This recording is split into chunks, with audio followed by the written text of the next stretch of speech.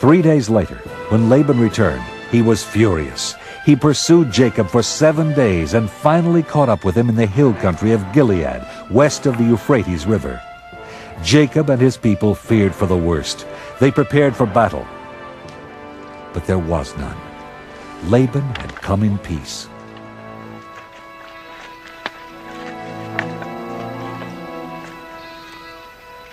He was not looking for a fight, as much as he was looking for an explanation.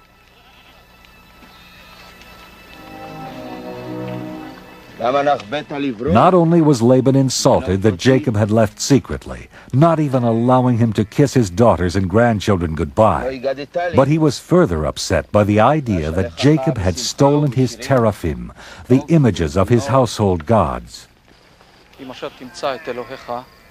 Jacob was indignant at having been accused of stealing the idols. He not only swore he didn't have the idols, but he also promised he would kill anyone found with them. He invited Laban to search the camp.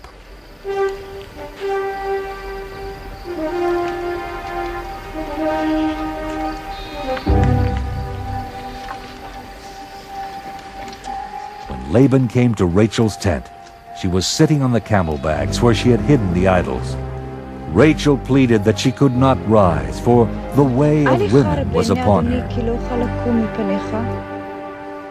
So despite the search, Laban never found his idols.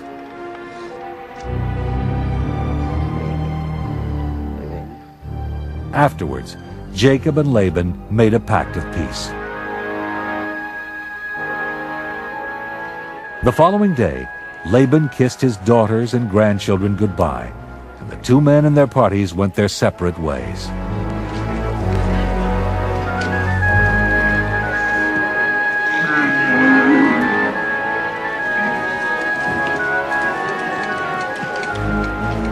Even though he had avoided a battle with Laban, Jacob still had his brother Esau to deal with.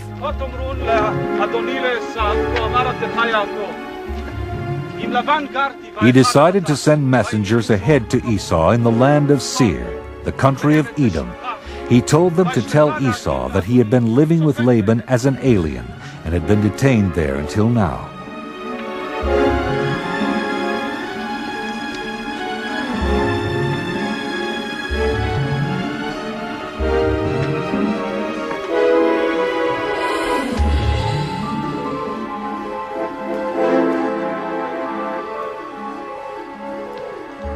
When the messengers returned, they told Jacob that Esau was fast on his way to meet Jacob, and he was coming with 400 men. Jacob panicked. He and his party were no match for 400 men, and he was afraid that Esau would kill them all. He did what he could. First, he sent lavish gifts to Esau, including hundreds of sheep and goats and scores of cattle and camels, hoping to appease him. And at the same time, he moved his household and remaining goods to a safer place, back across the Jabbok, a tributary of the Jordan River. One of the most baffling stories in the Bible occurs when Jacob was alone that night on the bank of the Jabbok.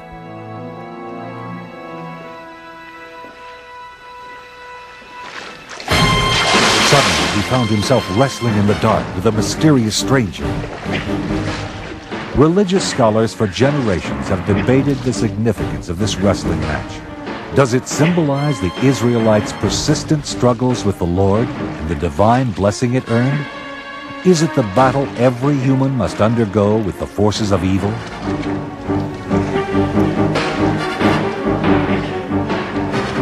In any event, Jacob and the stranger wrestled until the break of dawn, and when the stranger saw that he could not bring Jacob down, he struck Jacob's hip at its socket and sprained it. Nevertheless, Jacob eventually dominated the struggle. At daybreak, the man said, "Let me go!" But Jacob replied, "I will not let you go unless you bless me." In Genesis 32:28, the man replied, "You shall no longer be called Jacob, but Israel, for you have striven with God and with humans, and have prevailed." Before the sun rose, the stranger left. As Jacob limped away, he realized he had come face to face with God and survived. To this day, many Israelites do not eat the thigh muscle that is on the hip socket, for that is where Jacob was struck. Jacob rejoined his family, but he still remained fearful as his brother and his men kept getting closer. Esau and his men were now within sight. Jacob called his family together. Fearful that they would not survive a battle with Esau, he motioned them to stay back.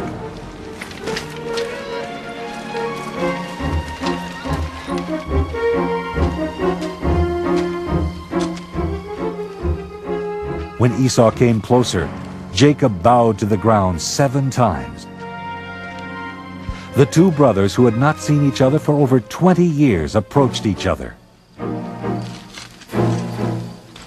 Jacob's fears of Esau were unfounded, for his forgiving brother ran joyously toward him, embraced him, and kissed him.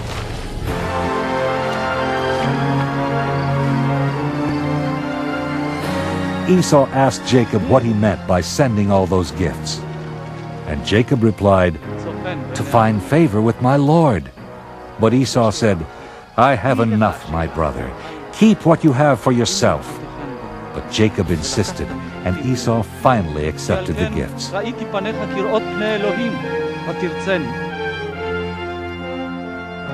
That day, Esau returned to Seir. And Jacob continued to Succoth, where he set up his tents and made pens for his cattle.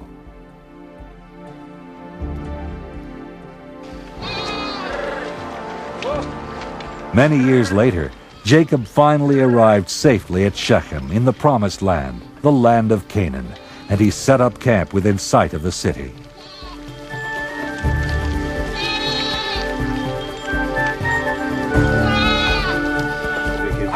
He bought land from Hamor, the prince of the city, so that his people could live there in peace and harmony.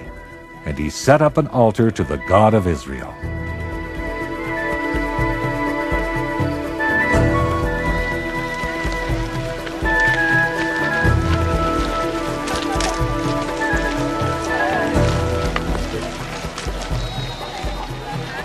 When Dinah, the daughter of Jacob and Leah, went out to visit some of the women of the land, Hamor's son, Shechem, seized her and raped her.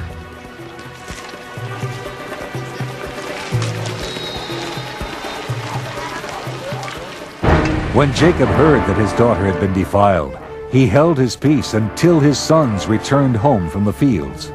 When they heard their sister had been raped, Jacob's sons were angered,